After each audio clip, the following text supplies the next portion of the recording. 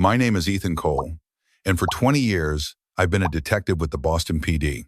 My world is a landscape of chalk outlines, the bitter smell of stale coffee in interrogation rooms, and the hollow eyes of people who've seen the worst of humanity or become it. I've trained myself to see the world in black and white, a binary code of right and wrong, evidence and speculation. It's a necessary simplification. It's how you stay sane when you spend your days wading through the gray sludge of human misery. But the rules that govern the streets of Boston dissolve at the threshold of my two-story colonial in the suburbs. Here, in this quiet haven with its slate gray siding and perfectly manicured lawn, the world was supposed to be simple in a different way. It was a world of color, painted by my wife, Eleanor. The deep crimson of the roses she babied in the garden, the warm yellow of the kitchen walls, the brilliant blue of the blouses she wore to teach AP English at Westfield Academy, one of the most prestigious private schools in the state. For 3 years, this house had been my sanctuary. Marrying Eleanor had been like stepping out of a storm. She was brilliant, passionate, and fiercely devoted to her son Caleb. I had stepped into their lives cautiously, aware of my role as the outsider, the replacement for a father who was nothing more than a name on a monthly support check. I grew to love Caleb as my own, a lanky, quiet 16-year-old with his mother's sharp intelligence and a guardedness that I was slowly, patiently trying to dismantle. I thought I was succeeding. The illusion shattered on a Tuesday. It started with a phone call, the kind that makes the hairs on your arm stand up before you even know why. It wasn't the precinct. It was a private number. Detective Cole? The voice was hesitant. Speaking. This is Al Harris. I own Harris's Electronics over on Maple Street. I knew the place. A local shop that had somehow survived the onslaught of big box stores. I know it, Mr. Harris. What can I do for you? Well, this is awkward, he began, his voice apologetic. I have something here I think you need to see. It's about your stepson. A cold knot formed in my stomach. Caleb? Yeah, I thought you'd want to handle this personally before I file an official report. I recognized him from the community barbecue last summer. The 20-minute drive to his store felt like an hour. My mind raced through a Rolodex of teenage misdeeds, each possibility worse than the last. Shoplifting? Vandalism? I tried to keep my professional calm, to treat it like any other case, but the cold knot in my gut was tightening. This wasn't a case. This was my life. Mr. Harris led me to a small, cluttered office behind the counter. He didn't meet my eyes as he queued up the security footage on a monitor. I'm sorry, detective. Kids do stupid things. The video was black and white, grainy, but the images were brutally clear. There was Caleb, flanked by 2 other boys I vaguely recognized as his new friends, Landon Croft and Griffin Mercer. Landon was the son of a state senator, and the Mercer family owned half the real estate in downtown Boston. They moved with an easy arrogance that spoke of inherited wealth and a world without consequences. I watched as they laughed, as Griffin pocketed a portable hard drive, as Landon slipped a high-end gaming mouse into his jacket. Then, the camera focused on Caleb. He looked directly at the lens, a defiant smirk on his face, before swiping a pair of expensive headphones, the kind he'd been begging for months. It wasn't a mistake. It wasn't a moment of weakness. It was a performance, a deliberate choice. The smirk was a declaration. I watched it 3 times, each viewing cementing the sinking feeling in my stomach. This wasn't just a stupid thing. This was a statement. I appreciate the courtesy, Mr. Harris, I said, my voice hoarse. Can I get a copy of this? He nodded, his eyes sympathetic. I walked out of the store with the thumb drive in my pocket, feeling its weight like a stone. Driving home, the perfect facade of our suburban street seemed to mock me. The trimmed lawns, the blooming flower beds, they were all a lie, a carefully constructed stage for dramas no one wanted to admit were happening. Eleanor was in the kitchen when I walked in, the scent of garlic and rosemary in the air. Her dark hair was pulled back in a ponytail, and she was chopping vegetables with a practiced rhythmic efficiency. You're late, she said, not looking up. Dinner's in 20. We need to talk, I said, my voice flatter than I intended. I placed my keys and the thumb drive on the granite countertop. Where's Caleb? Upstairs. Homework. She finally looked up, her knife still. Her smile faded as she registered my expression. Ethan, what's wrong? Let's call him down. And a few minutes later, Caleb appeared at the bottom of the stairs. He was all limbs and teenage awkwardness in basketball shorts and a hoodie, the ghost of a defiant smirk still lingering on his lips from the video. The irony wasn't lost on me that he was wearing a cheap pair of earbuds around his neck. "What's up?" he asked. I didn't answer. I just placed my laptop on the dining room table, inserted the thumb drive, and hit play. The color drained from Caleb's face as he watched himself on screen. Eleanor moved closer, her hand flying to her mouth in a gasp. The silence in the room was heavy, broken only by the hum of the refrigerator. "It's not what it looks like," Caleb started, his voice a weak whisper. "It's exactly what it looks like." I cut him off, my professional calm finally breaking. "It looks like you stealing from a man who works hard for a living. What I want to know is why, and what you plan to do about it." Eleanor's hand landed protectively on Caleb's shoulder. "Ethan, maybe we should discuss this privately first." "No, Eleanor, this isn't something we discuss behind closed doors." I turned my gaze back to Caleb, who was staring at the floor. "Mr. Harris came to me as a courtesy, but he has every right to press charges." "Charges?" Eleanor's voice rose an octave. The protective mother bear was emerging.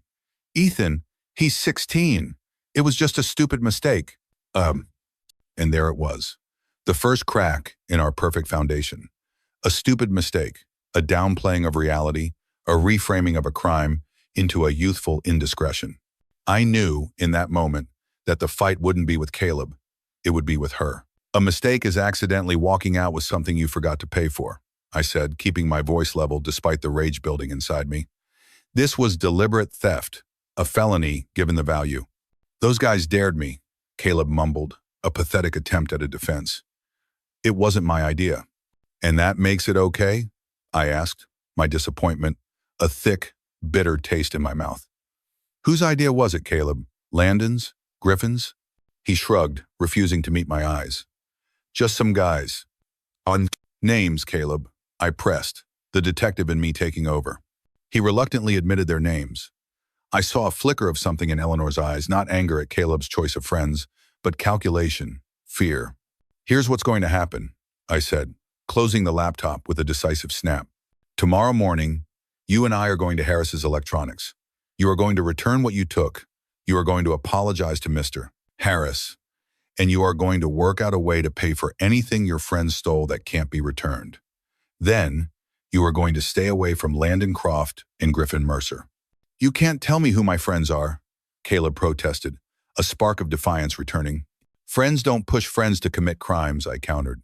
Eleanor had been unusually quiet, her face a mask of concern. Now she spoke, her voice low. "Ethan, can I speak with you privately?" We moved to the kitchen, leaving Caleb fidgeting nervously in the dining room. The moment we were alone, her composure crumbled into urgent whispers. "You can't do this," she hissed. "Do what? Teach him that actions have consequences? Do you have any idea who those boys' parents are? They're on the school board at Westfield. They donate millions. The Crofts just endowed a new science wing. The headmaster practically bows when Senator Croft walks into the room." I stared at her, dumbfounded. "What does that have to do with anything?" "Everything," she insisted, her eyes darting nervously towards the dining room. "If this gets out, if Caleb gets in trouble and those boys are implicated, I could lose my job, my entire career." I couldn't believe what I was hearing. "So, because these kids have rich, powerful parents, they get a free pass to steal? What kind of lesson is that for Caleb?" "It's teaching him how the real world works, Ethan," she said, her voice bitter and resigned. "You of all people should know that justice isn't always blind. Some people are untouchable." "Not to me, they're not," I said firmly. "And Caleb is not going to learn that lesson from me. You're not his father." The words exploded from her, hanging in the air between us like shrapnel. I physically stepped back, feeling the impact. 3 years of breakfasts, homework help, and late-night talks about everything and nothing erased in a single sentence. "No, I'm not," I said, my voice cold. "But for the past 3 years, I've been more of a father to him than Rick ever was, and a father teaches his son right from wrong." "Rick sends checks," she said defensively. "He provides. End of chow. Money isn't parenting, Eleanor. Being there is parenting. Teaching values is parenting." She crossed her arms, her expression hardening into a mask of defiance I had never seen before. "I've raised him for 16 years. I think I know what's best for my son." The argument ended there, at an impasse. I slept on the couch that night, the silence in the house, a tangible, oppressive weight. The next morning, I had an early call and had to leave before I could take Caleb to the store. Be ready when I get home, I told him. We'll go this evening, no excuses. He nodded, subdued, avoiding my eyes. I spent the day distracted, the image of Caleb's smirk on the security footage replaying in my mind, intertwined with the cold fury in Eleanor's eyes. When I pulled into our driveway that evening, a sense of dread washed over me. Eleanor met me at the door, a triumphant smile on her face that made my blood run cold. It's all taken care of, she announced brightly. What do you mean? The situation with Mr. Harris. It's handled. A cold feeling settled in my stomach. What did you do, Eleanor? Her smile didn't waver. I called David Miller, Lieutenant Miller, a colleague from my precinct, someone I'd worked with for years, someone whose daughter attended Westfield and who was a regular at their fundraisers. I felt the sting of betrayal, sharp and deep. You went behind my back to one of my colleagues. Don't be so dramatic, she scoffed. David was very understanding. He spoke to Mr. Harris, explained that Caleb is a good kid who made a foolish mistake. Mr. Harris was happy to drop it. That's not handling it, Eleanor. That's sweeping it under the rug. Did Caleb go and apologize? Did he return the merchandise? No need. David took care of everything. The store got their merchandise back.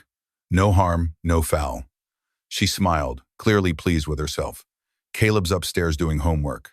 Crisis averted. And so, I climbed the stairs slowly, my feet heavy as lead. I knocked on Caleb's door.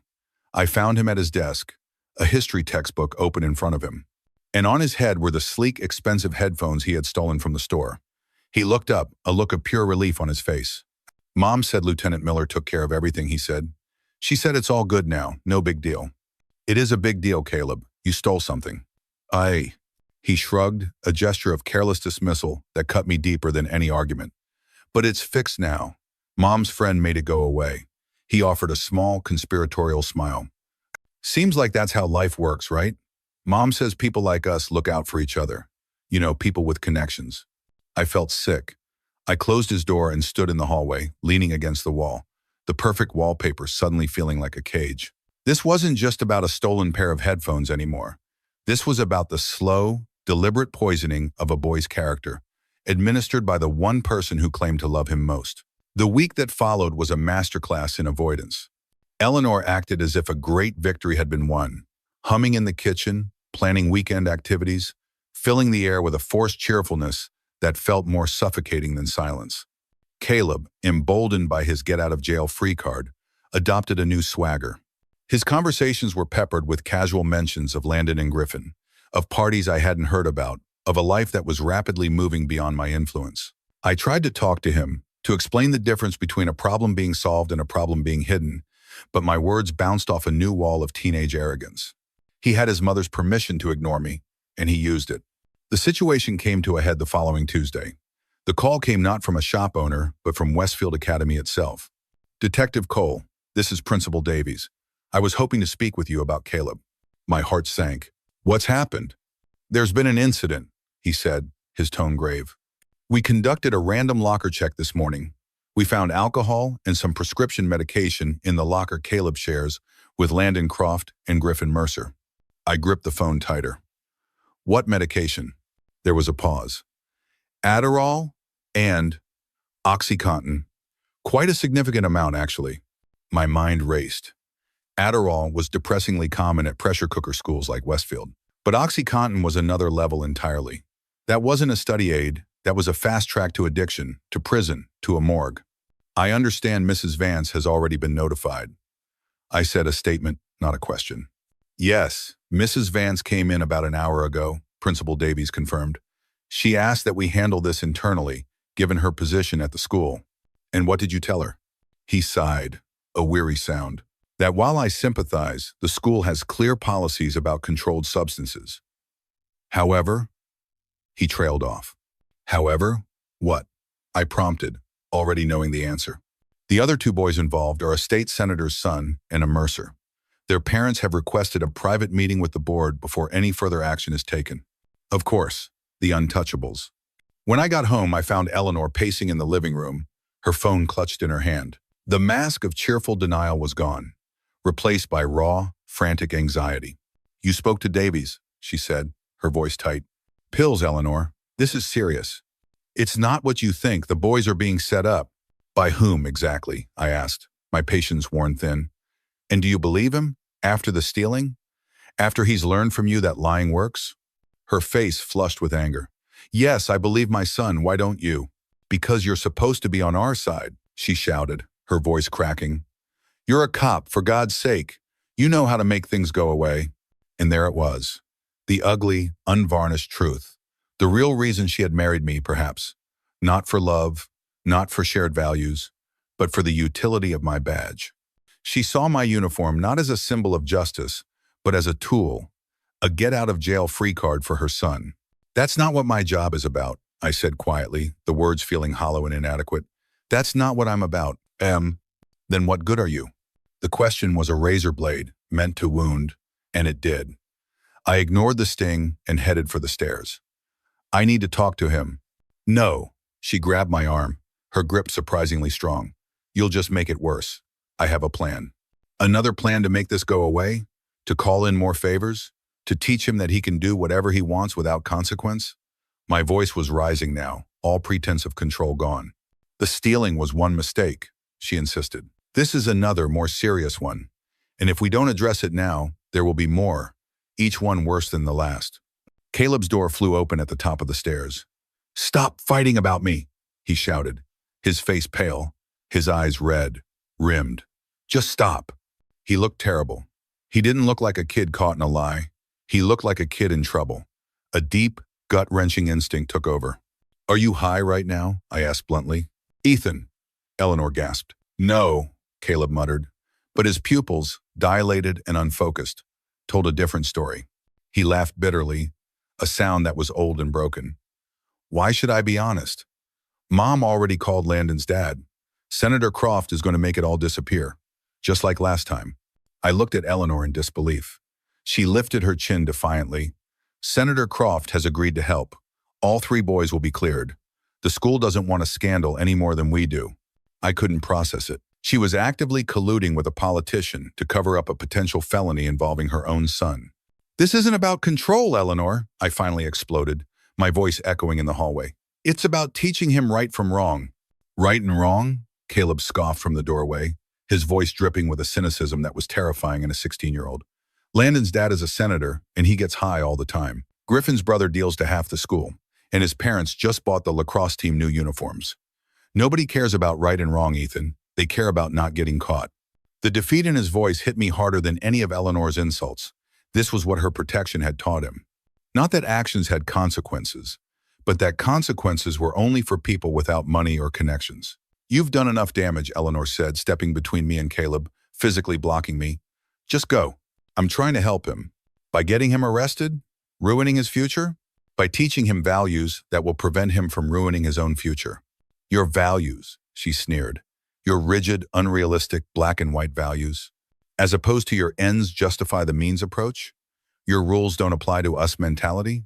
Yes, she screamed, her face contorted with a fury I'd never seen. Because that's how the world works, Ethan. That's how people succeed. That's not success, I said, my voice dropping to a low, intense calm. That's corruption. We stood there in the upstairs hallway, a chasm between us that could never be bridged. 2 people who thought they were doing what was best for a child, with fundamentally different ideas of what best meant. I won't let you ruin his life, she said finally, her voice a dangerous whisper. And I won't help you ruin his character, I replied. I went downstairs. I could feel her watching me. The choice was clear. Staying meant becoming complicit. It meant watching Caleb spiral downwards while Eleanor paved the way for him with her connections and her justifications. She followed me down, her voice trembling with a final threat. If you do anything to jeopardize the arrangement with Senator Croft, if you breathe a word of this to anyone, we're done. I turned at the front door to face her. Eleanor, you're teaching him the worst thing of all, impunity. The belief that he can do whatever he wants without facing the consequences. Her face was stone. She crossed her arms defiantly. Don't touch me, Ethan. I know what's best for my son. I left without another word. I heard her call after me, her voice suddenly breaking with the realization that I was serious, begging me to reconsider, to understand. But it was too late.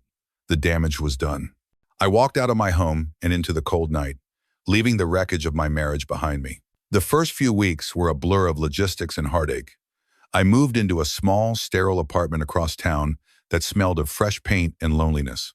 Every morning, I woke up expecting to hear the familiar sounds of the house, of Eleanor in the kitchen or Caleb's music thumping through the floorboards. The silence was a constant, aching reminder of my failure. At the precinct, I filed for a transfer to the juvenile division. My captain didn't ask too many questions. Maybe he saw the exhaustion in my eyes, the need for a change of scenery that wasn't just geographical. Working with kids became my penance. Kids who had none of Caleb's advantages. Kids from broken homes, poverty, and abuse. Kids who turned to crime because they saw no other options. In them, I saw a chance for a different outcome. I started a program, informal at first. I'd take the most promising juvenile offenders under my wing, mentoring them, teaching them skills, showing them possibilities they'd never considered. I called it Second Chance. It was more for me than for them, a way to counterbalance the bitter sense that I had abandoned one child by trying to save him. Eleanor filed for divorce. I didn't contest anything. The house, the savings, I let her have it all. My only request was the right to maintain a relationship with Caleb. She agreed, grudgingly, probably more to maintain appearances than out of any belief it would benefit him. He refused to see me. My calls went to voicemail. My texts were left unread. Through the grapevine, I heard what Eleanor was telling people, that I was rigid, unforgiving, a man who had abandoned his family over a minor disagreement. She was painting a masterpiece of victimhood, and I was the villain. The first hint that her carefully constructed world was cracking came about 6 months after I moved out. The call was from Lieutenant Miller, the man Eleanor had used to make the shoplifting incident disappear. "Ethan," he said, his voice laced with discomfort. "I thought you should know. Caleb was picked up last night, drunk driving." My heart seized. "Anyone hurt?" "No, thankfully." "Clipped a parked car." The responding officer recognized the name, called me instead of booking him. "Ember." "Let me guess," I said, my voice heavy with resignation. "You called Eleanor." "She asked me to keep it quiet," he admitted.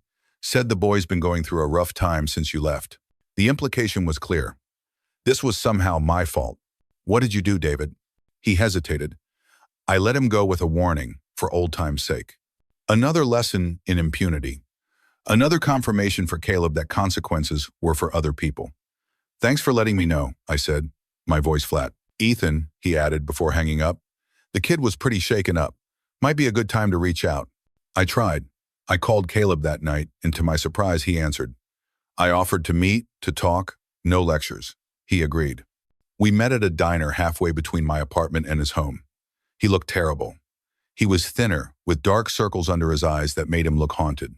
The arrogant teenager was gone, replaced by someone jittery and lost.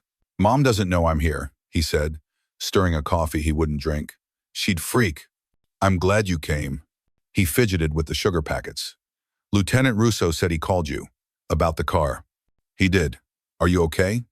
He laughed, a hollow, joyless sound. "I'm great. Just great." "Caleb, what's going on?"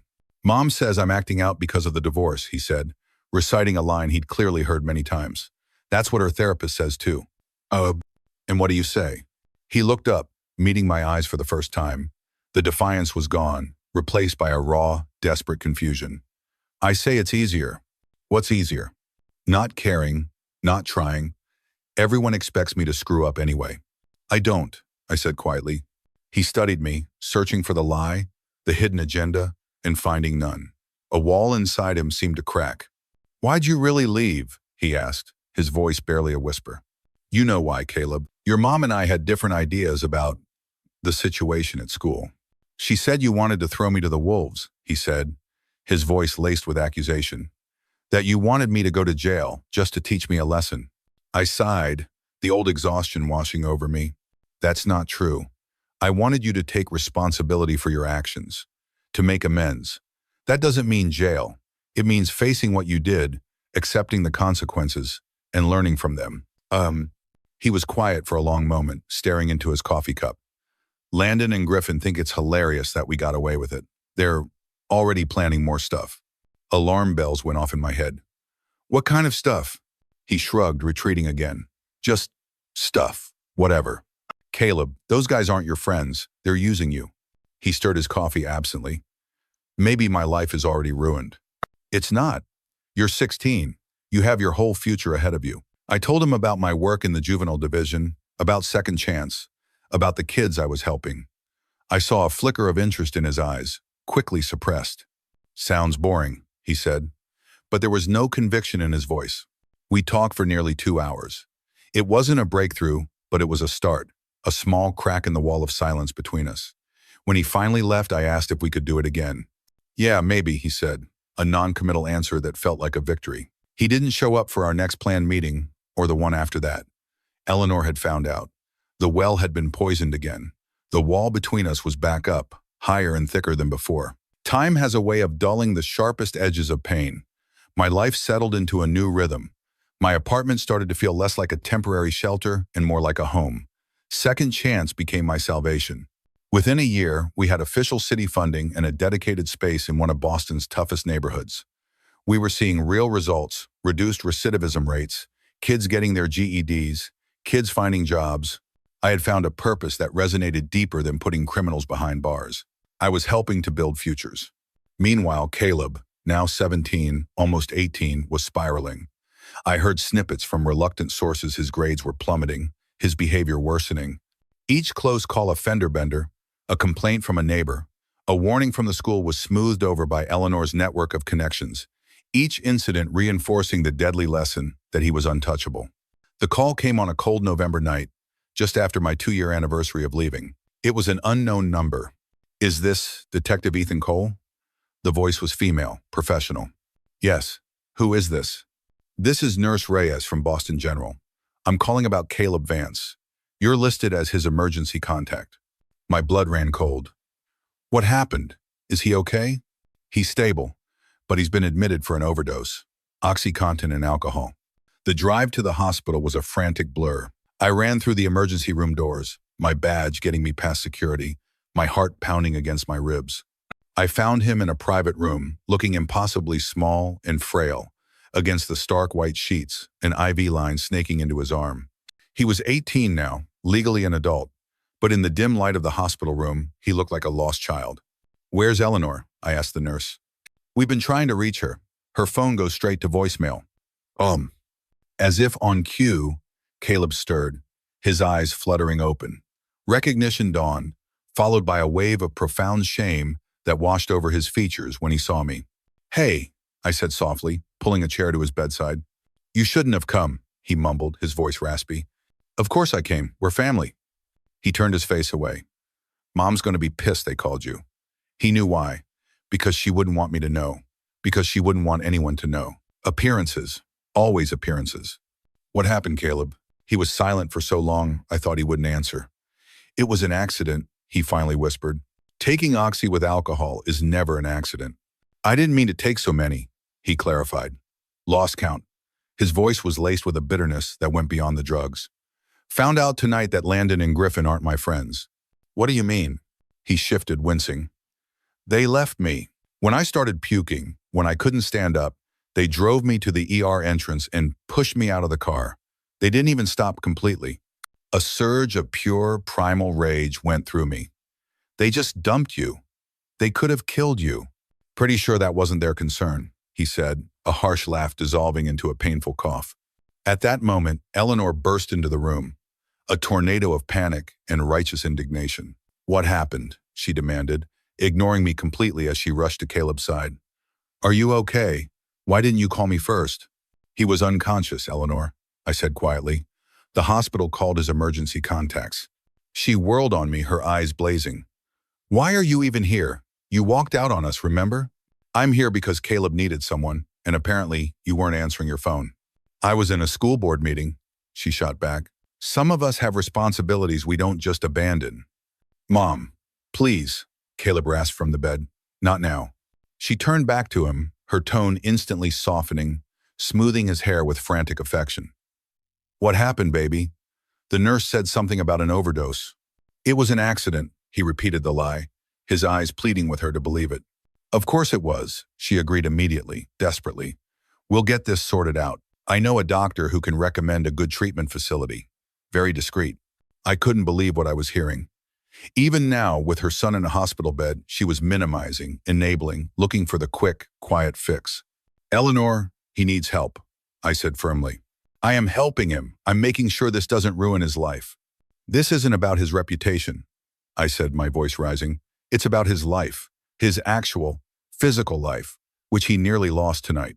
Keep your voice down, she hissed. Someone might hear you. I don't care who hears me. He overdosed on the same drug you helped him avoid consequences for 2 years ago. And now he's here because you taught him that problems can be swept under the rug instead of faced head on. Her face flushed with anger. How dare you?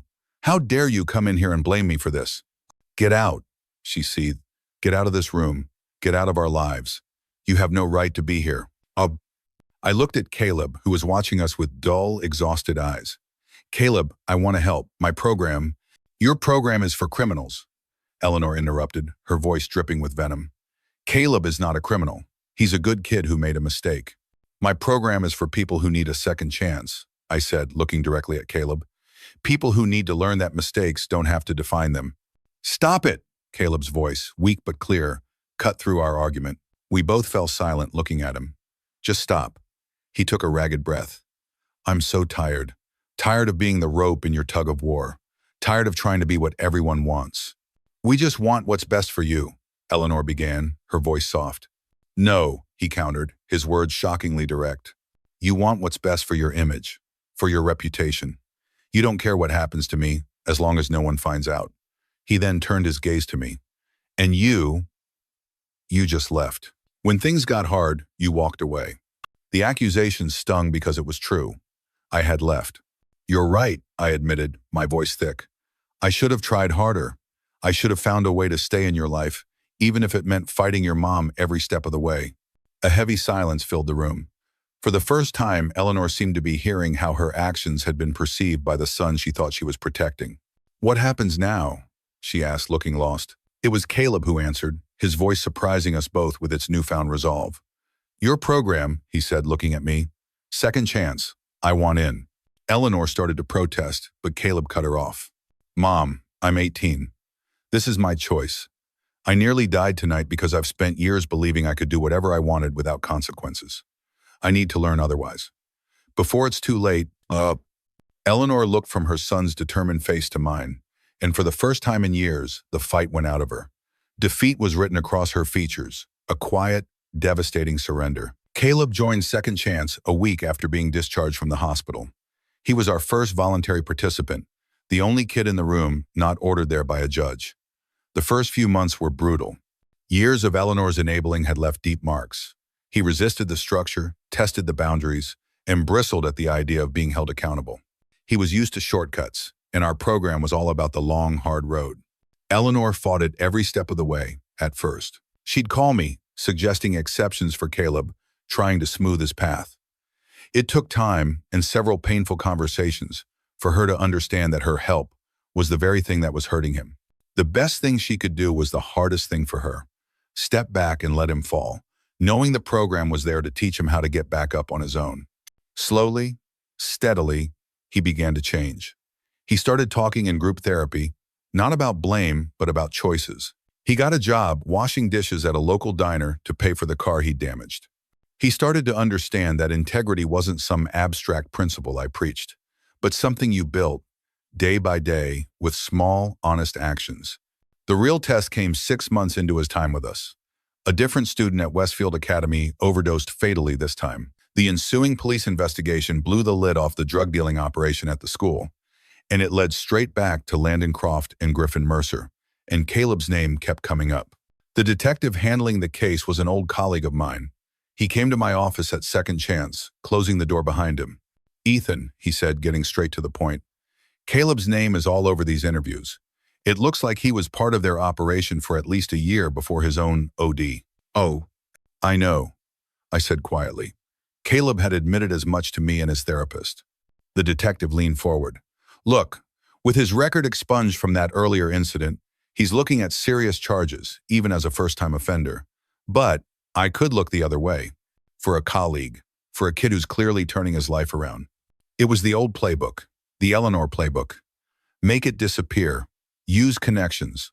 Avoid consequences. It was a tempting offer, a way to protect Caleb from the past that was catching up to him. But I knew it would undo everything we had worked for. No, I said firmly. He needs to face this. Are you sure? He could go to prison, Ethan. I'm sure, I said, though my heart was pounding. He's been doing the work, taking responsibility. This is part of that process. I broke the news to Caleb myself. I watched the sequence of emotions cross his face. Fear, then resignation, then a quiet, steady determination. I knew this might happen someday, he said, his voice calm, that the past would catch up. It usually does, I replied. What should I do? He asked, looking to me not for a solution, but for guidance. What do you think you should do? He considered the question seriously. Cooperate, tell the truth, accept the consequences. Oh, a wave of pride swelled in my chest, so powerful it almost brought me to my knees. That's right. Eleanor was a different story. When she heard about the investigation, she reverted to her old patterns, her voice frantic over the phone. I can't let this happen. Everything I've worked for, everything I've protected him from. That's the problem, Eleanor, I said, my voice gentle but firm. You've been protecting him from the natural consequences of his actions, and it nearly killed him. Prison won't help him, she cried. Maybe not, but neither will teaching him that he can escape accountability. You're not his real father, Ethan, you don't understand. No, I'm not, I said. But I care about the man he is becoming. Do you? The question stopped her cold. There was a long silence on the other end of the line, broken only by a choked sob. Of course I do, she whispered. Then let him face this, I urged. Let him stand on his own 2 feet and take responsibility. It's the only way he'll truly be free. It was the hardest thing she had ever done. But in the end, she let go. Caleb cooperated fully with the investigation. His testimony was the linchpin of the prosecution's case against Landon Croft and Griffin Mercer. Standing up in court, telling the truth under the harsh glare of the lights, was the bravest thing I had ever seen him do. He burned the bridges to the privileged world that had once shielded him, and in doing so, he built a foundation for his own. He was given probation and community service, which he served by becoming a peer mentor at Second Chance. Landon and Griffin, whose parents' connections finally failed them under the weight of a media scandal and overwhelming evidence, faced serious prison time. The fallout for Eleanor was severe and swift. The investigation revealed her role in covering up the first drug incident 2 years prior. Senator Croft, desperate to distance himself from the scandal, publicly condemned her actions, claiming he had been misled. Westfield Academy, the institution she had devoted her life to, fired her immediately. The Boston Society that had once embraced her now shunned her. The connections she had cultivated, the status she had worked so hard to achieve, evaporated overnight. I found her sitting on a bench outside the courthouse after Caleb's final testimony, looking shell-shocked. The impeccable teacher, the master of appearances, was gone. In her place was a woman stripped of all her defenses. It's over, she said numbly as I sat down beside her. Everything I built, everything I worked for. Not everything, I corrected gently. You still have Caleb. He hates me, she whispered, tears finally tracing paths down her cheeks. He doesn't hate you, Eleanor. He's angry, and he's confused, but he loves you. I think, for the first time, he's starting to understand you. I've lost everything else. My job, my reputation. Those things can be rebuilt, I said, on a stronger foundation this time. She looked at me, her eyes filled with a raw, painful clarity. I was wrong, wasn't I, Ethan? About all of it. I sighed, the long, weary sigh of a battle finally over. You wanted to protect him, to give him the advantages you never had. Your heart was in the right place. I paused. But the way you went about it, yes, that was wrong. I thought I was doing what was best for him. I know, I said. We both did. We just had very different ideas of what best meant. Life moved on. Caleb enrolled in community college, studying social work. He wanted to help kids like himself, kids who needed boundaries, who needed someone to believe in them. Eleanor found a job teaching English at a public school in a working-class neighborhood across the city. Without her prestigious connections, she had to rely on her actual teaching skills, which, it turned out, were considerable when not obscured by social climbing. She was quieter now, humbled, but there was a new strength in her, an authenticity that had been missing before. Our family was broken, but in a way, it was also healed. The perfect facade had been shattered, and what was left was something messy, complicated, and real. I continued my work at Second Chance, and sometimes, on a Sunday afternoon, Caleb and I would meet Eleanor for coffee. The conversations were often stilted, full of unspoken history, but they were honest. There were no more shortcuts, no more secrets. There was only the long, difficult, and beautiful road of accountability, a road we were all, in our own ways, still learning to walk.